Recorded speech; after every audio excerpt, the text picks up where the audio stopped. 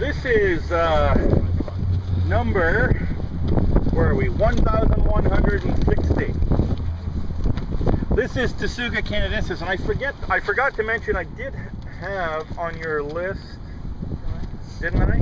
I added Taxus canadensis. We don't have any here at the college, but I put it on your list. You might want to look it up because it's a native, and it's a bit of a scraggly plant, hence why it's not grown in cultivation. But if you go up to Muskoka, you'll often see it in patches in the woods in very rich soil. There's a couple of pictures on Canada Plants of Taxus canadensis. Tsuga canadensis. Johnny, where's it from? You got it. Another native, and this is a classy tree. It would be hard to believe looking at this scruffy rat's ass of a specimen that it is a great plant. Did you call it rat's ass? Hillary. Hillary?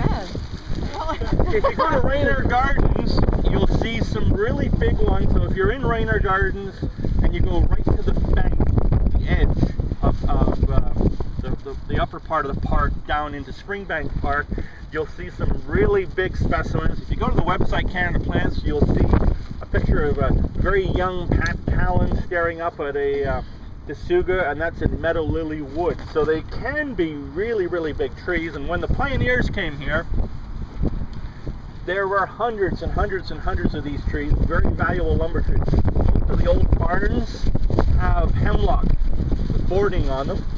My house had a hemlock floor in it because the wood was readily available, and it was the equivalent of pine, white pine, but a little harder. So it became a very viable commercial tree.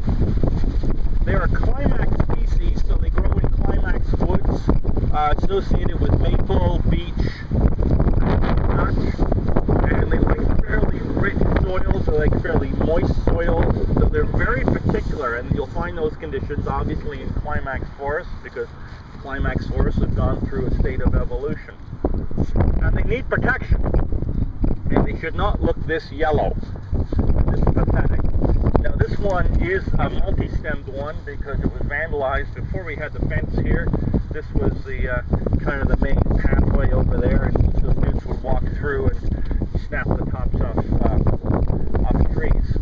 So that's why this one is multi-stem. And it's yellow because it's exposed out here. It's probably getting a little bit too much road spray.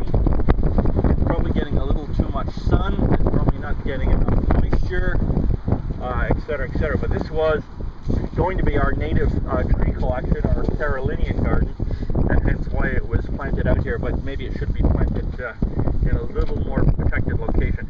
When it is in good condition, and there are several in the Cuddy Gardens, in the Woodland Garden, it'll be a nice rich green with a slight white band on the underside, very soft textured, almost a ferny-like character to it. So it's a really, really nice tree, but it's not to be planted for windbreaks and such. So it's kind of a tree that you would use inside a perimeter.